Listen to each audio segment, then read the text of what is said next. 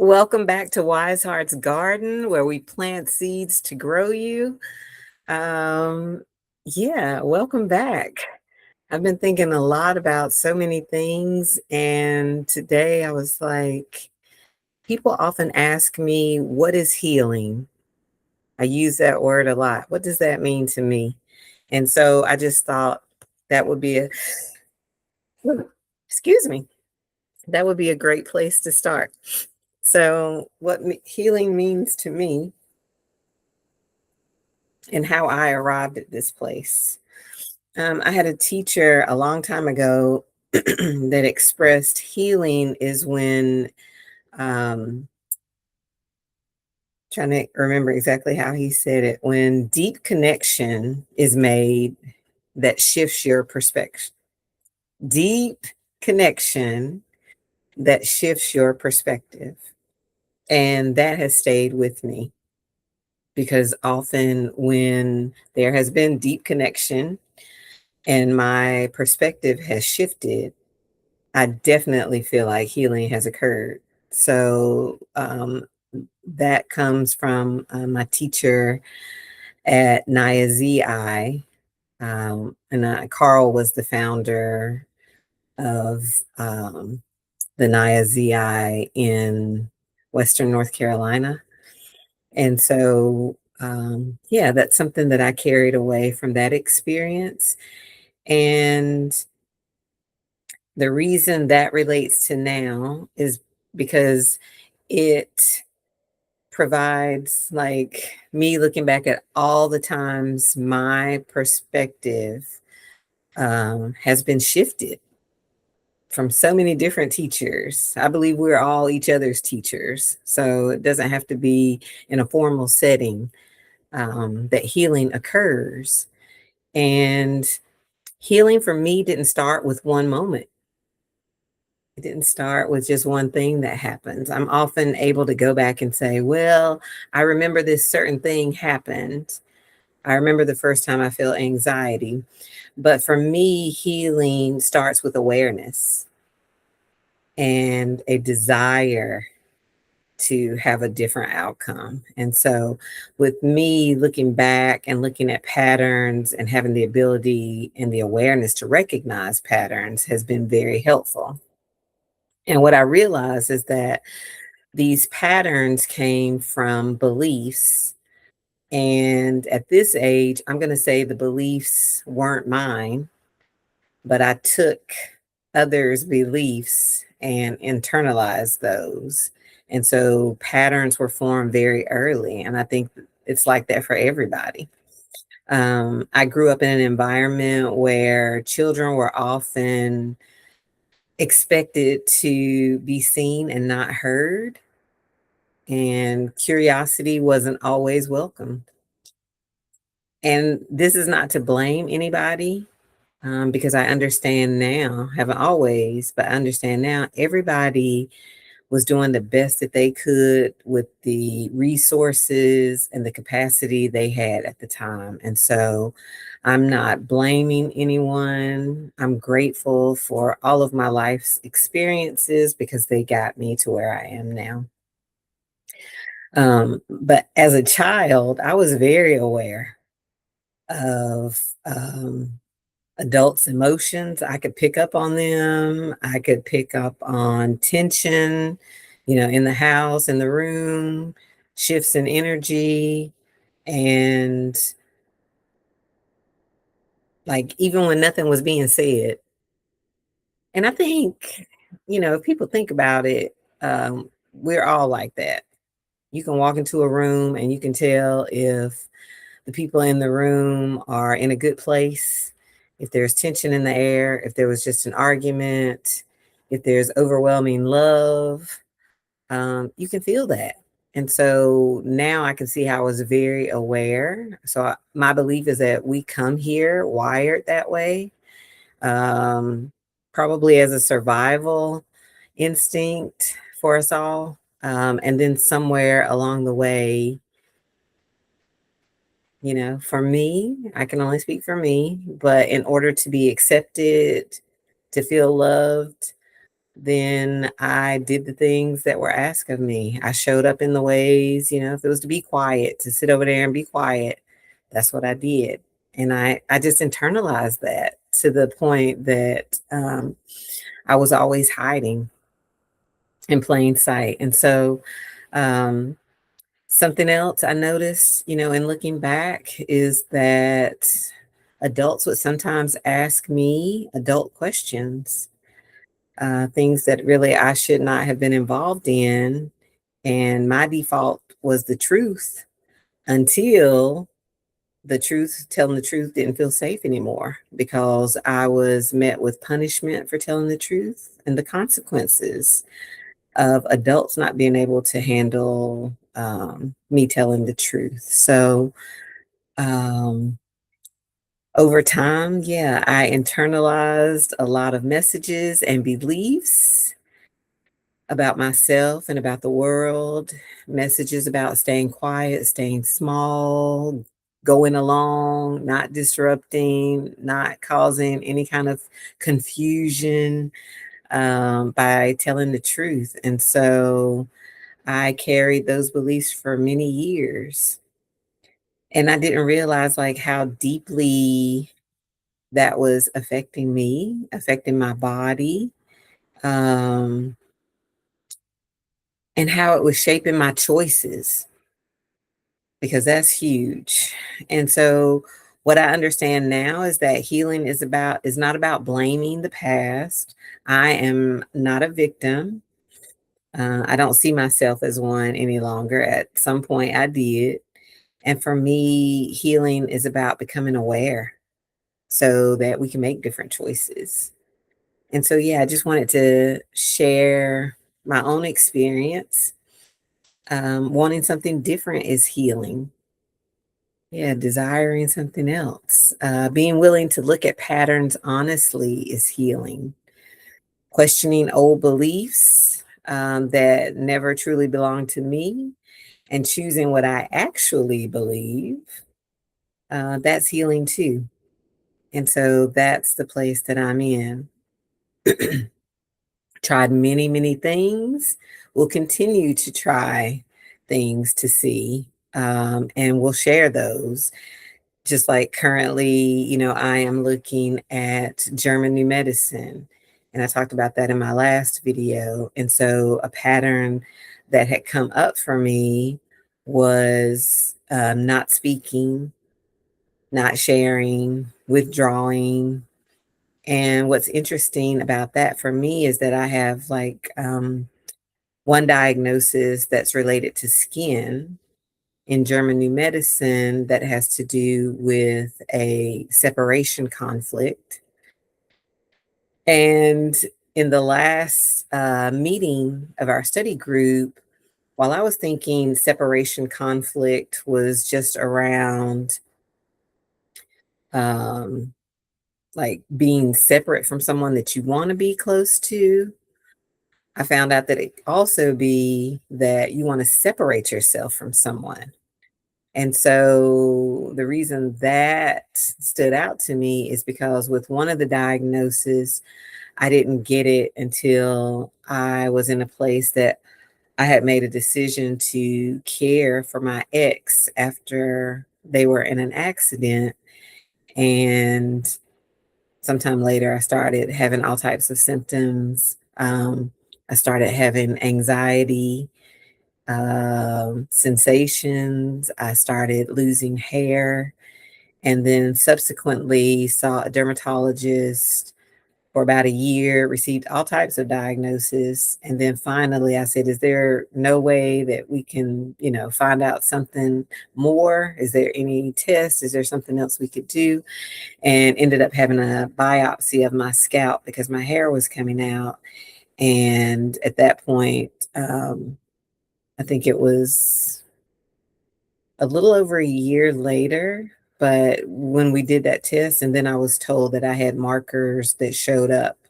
So this diagnosis expressed itself as cutaneous lupus, dealing with the skin. And so, before that, that was in 2002. It was many years later, so 2012, that I actually started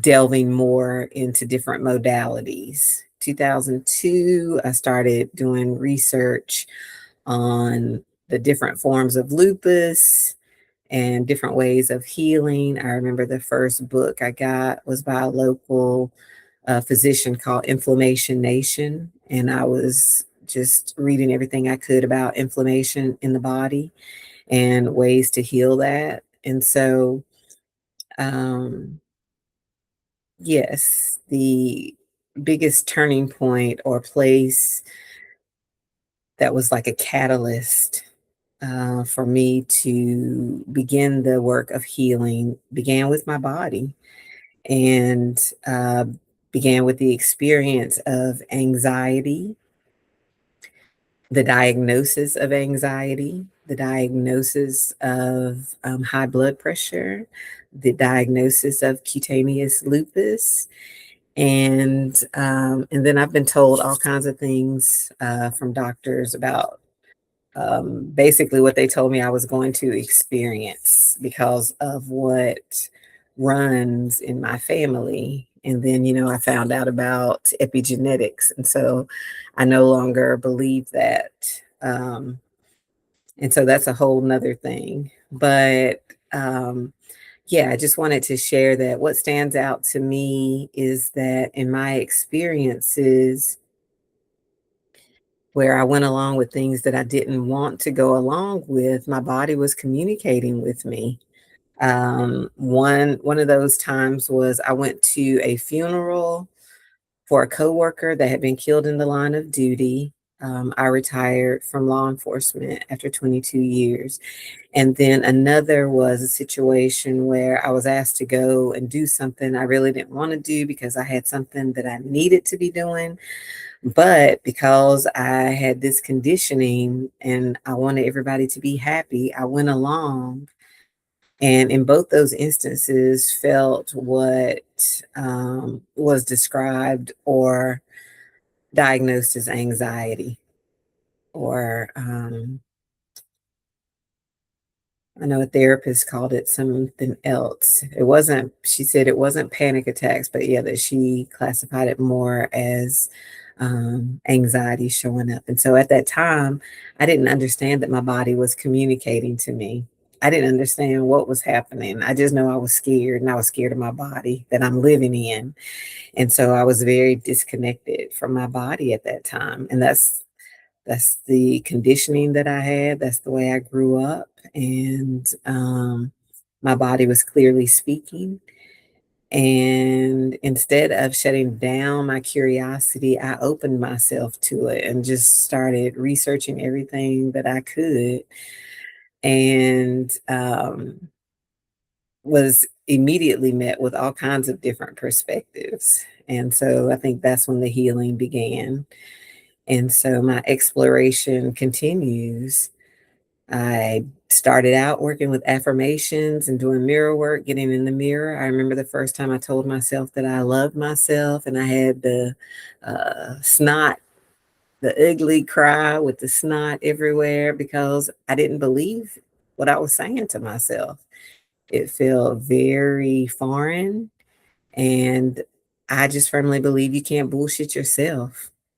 And looking in my own eyes and saying I love myself when I didn't feel that at all, but it was the beginning.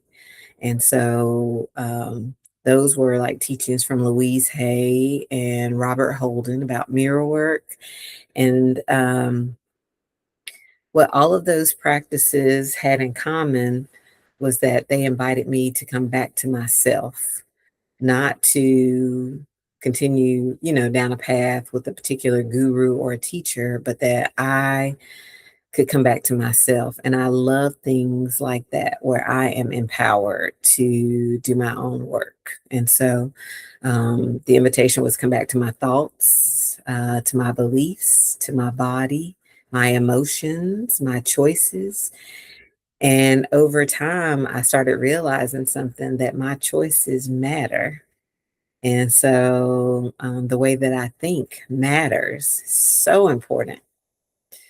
And when I repeatedly believe what I repeatedly believe matters too, because that's like, me conditioning myself and what my expectation is out of life.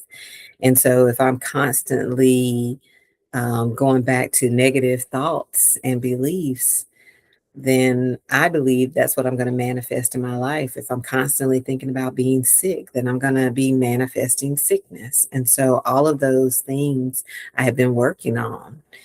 And and so it was just very empowering for me to see my own responsibility in my healing. And that showed that, I have power. And so what I believe matters, the choices that I make matter. And once I started working from that place, yeah, then healing started happening. And so healing for me became less about fixing and more about returning to myself, remembering who I am, who I came here to be, who I was created to be, who I was wired to be. And so just learning to listen. I'm still learning to trust myself, and more of that comes with doing the things that are aligned, doing the things that matter most to me.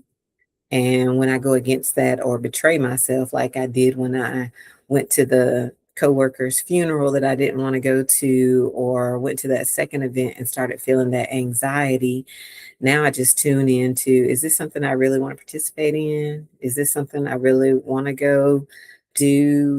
What are my losses going to be? What's the cost of me doing a certain thing? And what are my values around this? And so I'm still learning and still unlearning, still choosing. But I can honestly say that my curiosity has been like the greatest gift, because that has allowed me to keep going and to continue to open to different perspectives and to see what lands as truth for me. Because what lands as truth for me might not land as truth for you. Like for me, I have found so much truth about myself in my own astrology, in human design, in numerology. And I understand that a lot of people still have biases or feelings about those, and totally fine. But it lands as truth for me. I'm able to see myself clearly in all of those methods. And so it's very interesting, but my curiosity and being open has been a huge gift. And because every time I allowed myself to ask another question, it's as if another layer has opened for me. And I've been able to have healing, a deeper healing on a deeper level. And all of this is changing my life. And so I just want to share with anyone that is working through transformation, that is working to use your voice, because I'm still working through that. But with every repetition, I'm getting stronger and stronger. And here recently, I've had so many opportunities to, challenge people, to ask questions, things that I never would have done in the past. And for that, I am grateful and I can see my growth. And so just wanted to share that with you, because I am continuing to work on expanding my capacity to be with life, to be with more of life, to not hide myself. And I know I'm not the only one. I know there are other people out there. And I will just continue to share and talk about these things. And talk more about my own journey. So just wanted to share that today. It was on my heart to come back, because I have people all the time asking, what is healing? What does that mean? And this was the best way for me to answer that. So just sending so much love out to you. Take good care. Focus on what Focus on what fuels you and not so much on everything else that's going on. Do what you need to do. Um, Sending energy, praying, whatever your practices are for yourself, because they're important. But yeah, focus on what you have control over, which is for me right here. And I will see you next time. If you haven't already, please like, share, and subscribe to my channel. I'm trying to get to the place where I can go live. I thank you for being here. It means so much. And if you stayed until this point, that is awesome. I really appreciate you. Take good care. Sending you love.